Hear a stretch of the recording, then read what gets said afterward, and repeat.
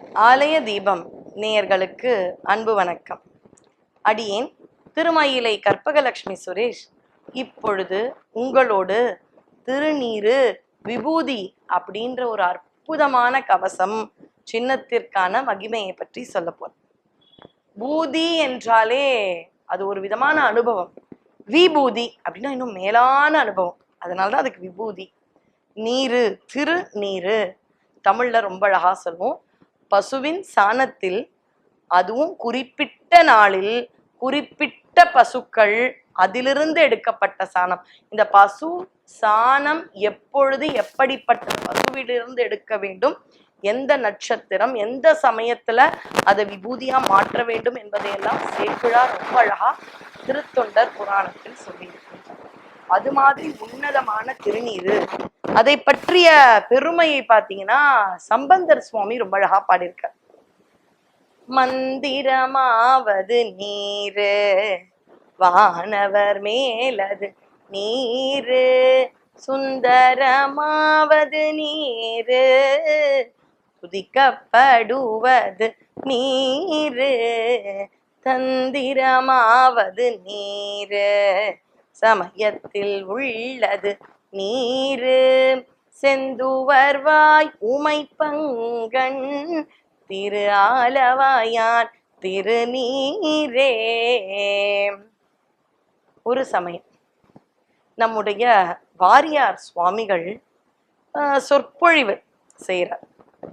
வாரியார் சுவாமிகள் மாதிரி பெரிய மகான்களை எல்லாம் பார்க்கும் பொழுது அவர்கள் கையால் விபூதியையோ குங்குமத்தையோ பழங்களையோ வாங்கி கொள்வது மிக சிறப்பு. இறைவனுக்கு ஒப்பானவர்கள் இல்லையா?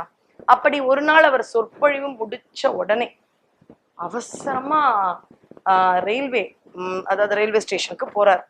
அப்படி புகைவண்டி தொடர் நிலையத்திற்கு போகும் பொழுது அங்க இருக்கக்கூடிய ஒரு பெண்மணி வந்து, ஐயா சாமி பஞ்சாட்சரம் கொடுங்க அப்படின்னு. அது என்ன பஞ்சாட்சரம்? பஞ்ச அக்ஷரம் அப்படின்றது நம சிவாய, இதுதான் 5 எழுத்து மந்திரம். அது என்னம்மா அப்படின்ட்ட உடனே, ஐயா உங்க இடுப்புல வச்சிருக்கீங்களே, அந்த காலத்துல எல்லாம் பாத்தீங்கன்னா வயசானவங்க சுருக்கு பையில விபூதி போட்டு இப்படி வச்சுப்பாங்க.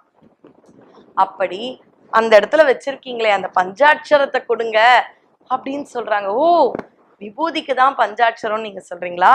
சரி சரி தந்தா போச்சு அப்படின்னு சொல்லிட்டு இவ்வளோ அழகா ஒரு சாமானியர்கள், அதாவது ஒரு காலத்துல வாரியார் சுவாமிகள் மாதிரியான மகான்கள் சொற்பொழிவு பண்ணும் பொழுது எல்லா தட்டு மக்கள், மேல் தட்டு கொழுத்தட்டு எல்லா தட்டு மக்களும் கேட்பாங்க. ஆனா இன்று இறை கதைகளை, இறை அனுபவங்களை, வரலாற்றுகளை சொல்லும் பொழுது ரொம்ப ரொம்ப கம்மியான எண்ணிக்கைகள் தான் அதை கேட்கிறாங்கன்றத பார்க்கும் பொழுது, அடியேன் கோயில்கள்ல சொற்பொழிவெல்லாம் செய்யும் பொழுது ஒரு நிறைவான கூட்டம் அளவாதான் இருக்காங்க. 40 பேர் 60 பேர். ஒரு காலத்துல 500 600 பேர் வந்தாங்க. ஆனா நம்ம எல்லாருமே பாத்தீங்கன்னா ஒரு நெடுந்தொடர் அப்படின்ற மாயையில நம்ம மறந்துடும். கேளிக்கை தேவைதான், ஆனா நம்முடைய ஆன்மாவை காப்பாற்றும் காக்கும் இறைவனை பற்றிய சிந்தனைகளும் செய்திகளும் நமக்கு ஆக்கப்பூர்வமான எண்ணத்தை தரும். நம்ம ஏதோ ஒரு தொடர்களை பார்க்கும் பொழுது அதுல இருக்கக்கூடிய பழிவாங்கும் செயல்கள் வந்து நமக்கு எதிர்மறையான எண்ணங்களை தான் கொடுக்கும். அதை உணர்ந்தாலே போதும். இந்த மாற்றத்தை நீங்கள் செய்தால் உங்கள் வாழ்க்கையில் மாற்றம் நிகழும். அதுல மாற்று கருத்தே கிடையாது. சரி, இப்ப வாரியார் சுவாமிகள் என்ன செய்யறாரு? ஒரு பெண்ணிற்கு விபூதி கொடுக்குறாரு. உடனே ஐயா ஐயா ஐயா எனக்கு விபூதிங்க, ஐயா எனக்கு விபூதிங்கன்னா அப்படியே எல்லாம் வரிசையா நின்னுட்டாங்க. என்ன சொல்றதுன்னே தெரியல. எல்லாரும் இருக்கும் பொழுது அவருக்கு ஒரே கஷ்டமா இருக்கு. ரொம்ப ஆசையா அன்பா எதுவுமே எதிர்பார்க்காம அவர் கையால திருநீர் எதிர்பார்க்கிறாங்கன்னா எப்பேற்பட்ட ஒரு அழகான அன்பான மக்கள்னு அவர் கொடுத்துட்டே இருக்காரு. ஆனா அவருக்கு நேரம் ஆயிட்டே இருக்கே அப்படின்ற ஒரு வருத்தம். எப்படியோ கொடுத்து முடிச்சுட்டு போறாரு. அவர் அந்த ரயில விட்டுடுறாரு. அதுக்கப்புறம் அவர் இங்க இருந்து இன்னொன்னு இடம் போய் அந்த மாதிரி எங்கேயோ ஒரு கனெக்டிங் ஃபிளைட்ன்ற மாதிரி கனெக்டிங் ட்ரெயின்லாம் பிடிச்சி இங்க இருந்து திருச்சி, திருச்சியில இருந்து இன்னொரு அப்படியெல்லாம் போகும் பொழுதுதான் அடுத்த நாள் காலையில செய்தித்தாள்ல வருகிறதாம், அவர் எந்த ஒரு தொடர்வண்டியில ஏறி பயணம் பண்ணணுமோ அது பெரிய விபத்துக்கு உள்ளாகி அதுல இருக்கக்கூடிய பலருமே இறந்து விட்டார்கள். இது அந்த காலத்துல இருந்த பலரும் அறிந்த செய்தி. அப்ப ஒரு விபூதியானது சிவத்தொண்டரை எந்த அளவு காப்பாற்றி இருக்கிறது. சில சமயம் சில விஷயம் இறைவனால் நடத்தப்படவில்லை என்றாலும் அதற்கு பின்பு பெரிய விஷயம் இருக்கின்றது. ஏதோ நமக்கு புரியாத பொருள் இருக்கின்றது. இறைவனை சரணாகதி அடைந்தால் மூ இஷ்டோன்னு விட்டுடும். அவன் கொடுக்கும் அனைத்துமே நல்லவை. அந்த சுவாமிக்கு அன்னைக்கு ட்ரெயின் விட்டுட்டேன்ற வருத்தம் இருந்ததுதான். ஆனா அடுத்த நாள் காலை அவர் எந்த ஒரு பயணம் செய்ய வேணுமோ அந்த ஒரு ரயில் விபத்து. அதனால் அந்த காலத்துல இப்படிலாம் ரயில் விபத்துனா அந்த ரயில்வே துறை அதிகாரிகள்லாம் ராஜினாமா பண்ணிடுவாங்க. ரயில்வே துறை அமைச்சர் லால் பகதூர் சாஸ்திரி அவர்கள் ராஜினாமா செய்தார் அப்படின்ற ஒரு செய்தி. அப்ப நம்மையும் அறியாமல் இறைவனுடைய விபூதி அப்படின்றதனுடைய மகிமையை சொல்லவே முடியாது. அதனால்தான் சம்பந்தர் தன்னுடைய திருநீற்று பதிகத்துல ஒரு வார்த்தை சொல்லியிருப்பார், சமயத்தில் உள்ளது நீர். அப்படின்னா என்ன? சைவ சமயம் வைணவ சமயம் அப்படி இல்லை, சமயத்துல சமயத்துல காப்பாத்துறீங்க. இல்லை நாங்க ரொம்ப பிரச்சனையில மாட்டிருப்போம். அப்படி சமயத்திற்கு நமக்கு அருள் கொடுப்பது, நம்மை காப்பது எது என்றால் திருநீர். எங்கேயாவது திருநீர் கோயிலுக்கு போனா வச்சுப்போம்.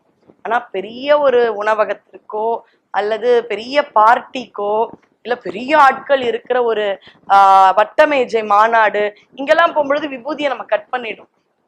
கொஞ்சமா வச்சுக்கலாம், பட்டையா வச்சுக்கிறது அங்க ரொம்ப நாகரீகமா கருதப்படல அப்படின்னாலும் சிறிதளவு விபூதி வைத்துக் கொள்வது, அவரவர்களுடைய அந்த சமய சின்னத்தை பாதுகாப்பது, குழந்தைகளுக்கு காலையில் விபூதி வைப்பது.